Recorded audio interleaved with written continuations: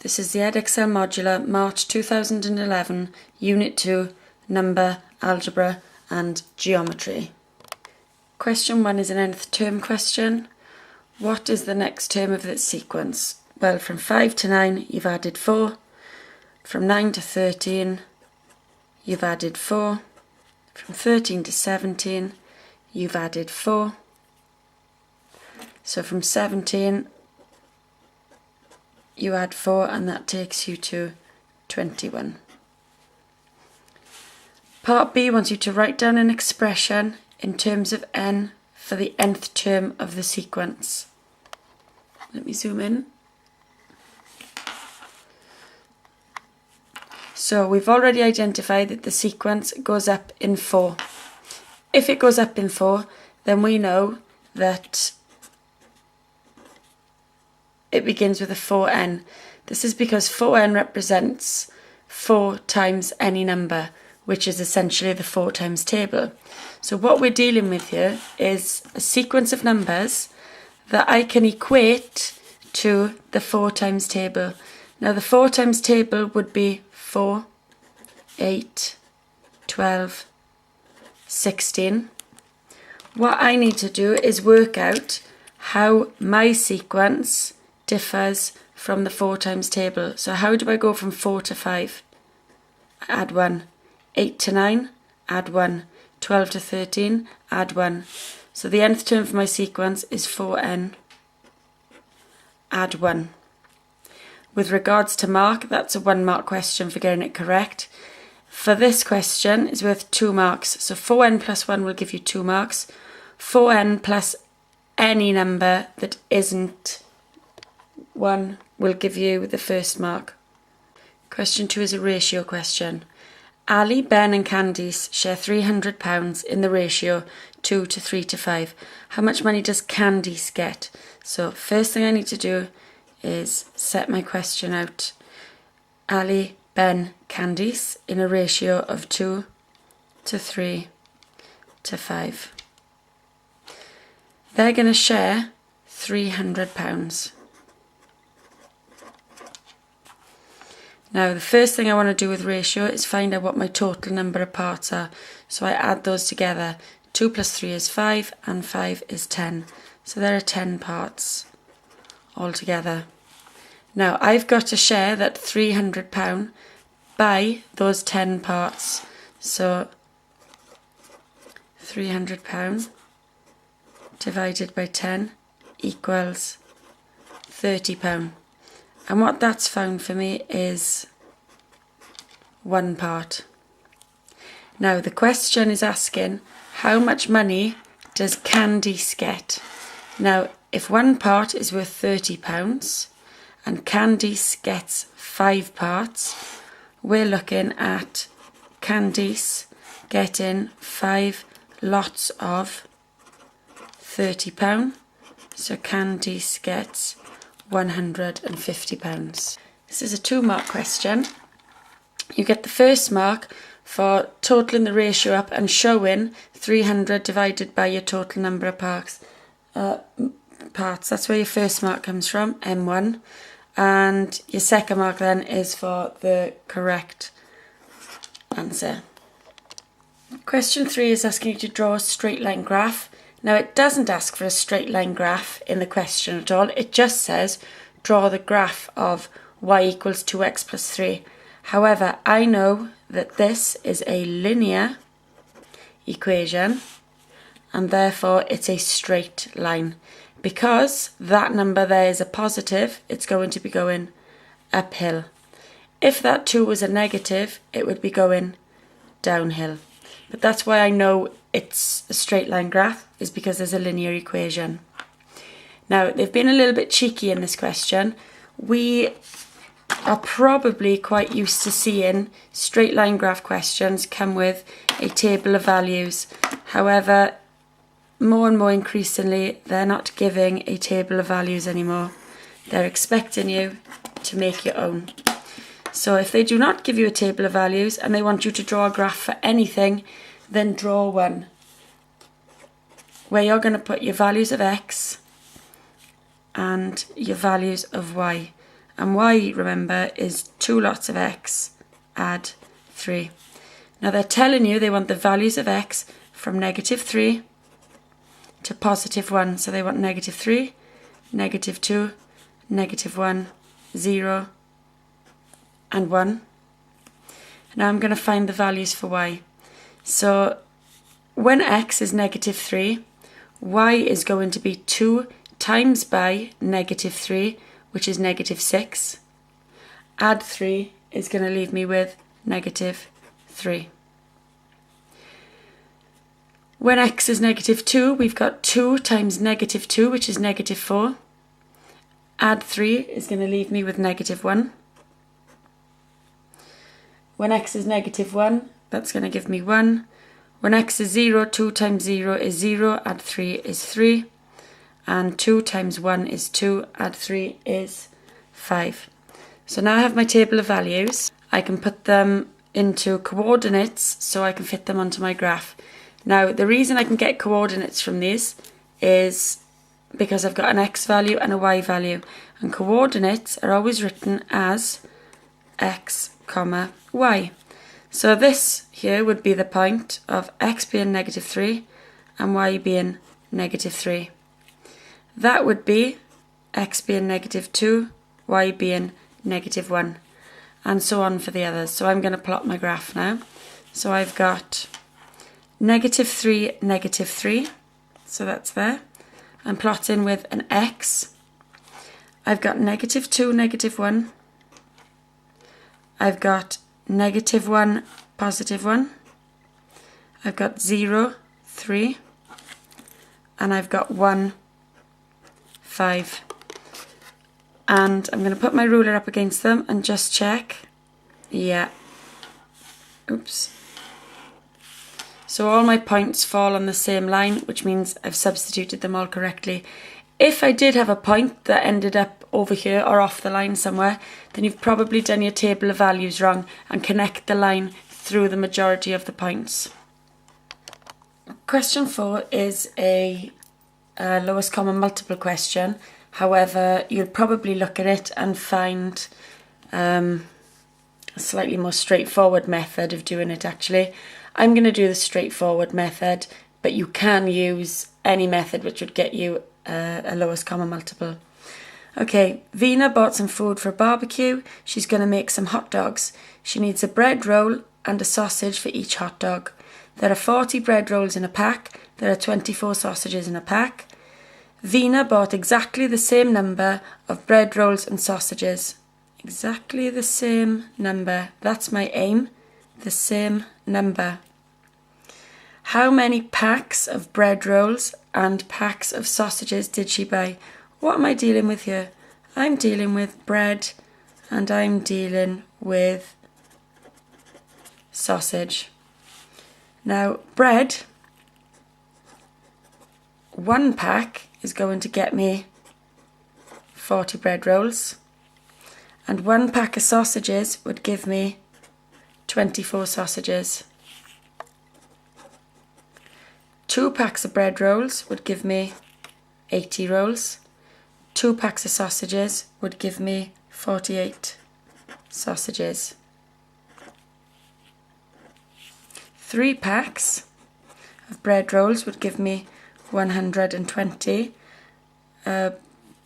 bread rolls, and 3 packs of sausages would give me 72 sausages. 4 packs of bread rolls is going to give me 160 bread rolls, and 4 packs of sausages would give me 96 sausages. Now, because my bread is way ahead of my sausages at the moment, because they're the smaller packs, I'm just going to stop adding on to my bread just to save me some time, and I'm going to catch up with my sausages. So if I was to buy a 5th pack of sausages, I'd have 120 sausages, and as if by coincidence, I just happened to find that the first number common to both packets is 120. So that means I need 3 packets of bread and I need 5 packets of sausages. So make sure you write them in the correct place. Bread, 3 packets, sausages, 5 packets.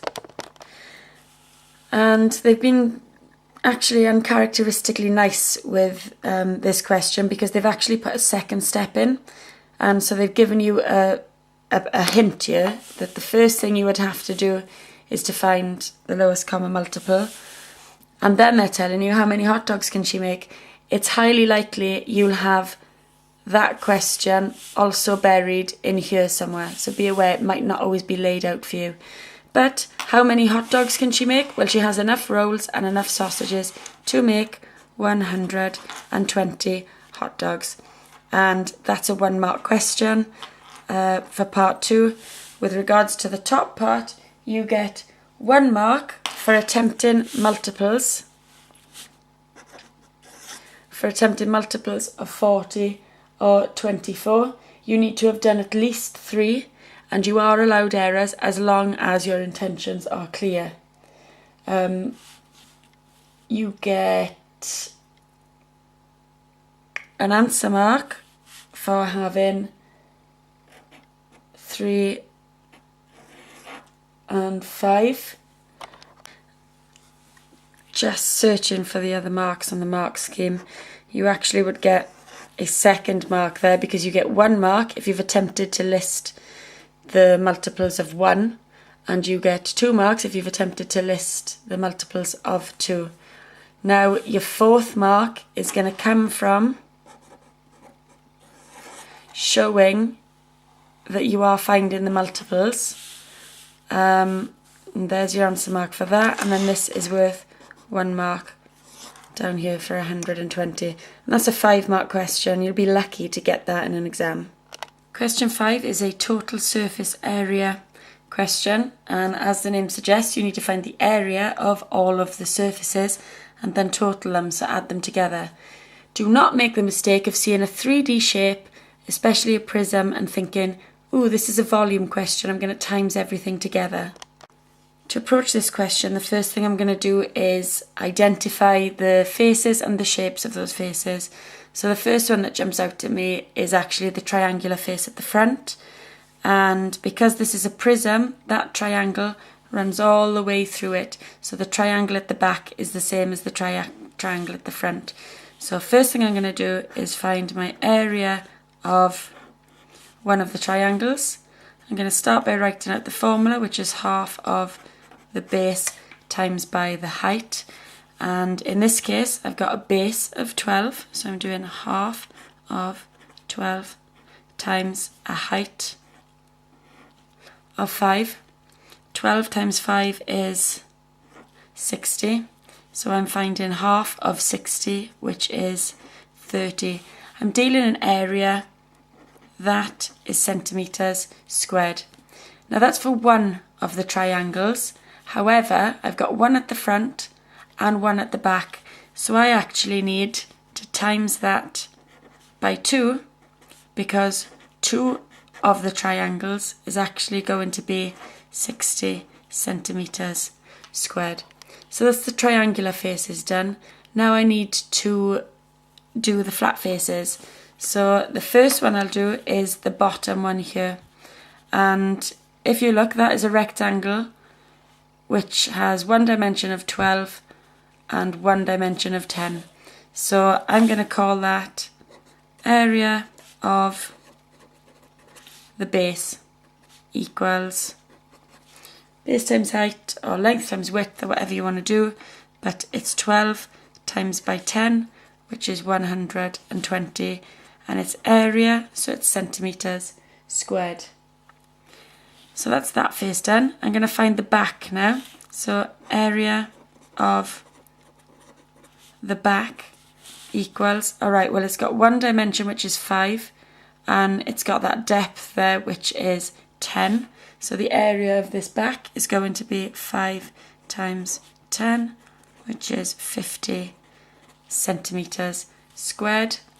And I've got one more face left, and that's this front sloping face. So I'm just going to call that area of the slope, and that's got a depth there of 10 and it's got a width of 13, so it's going to be 10 times 13, so 10 times 13, which is 130 centimetres squared.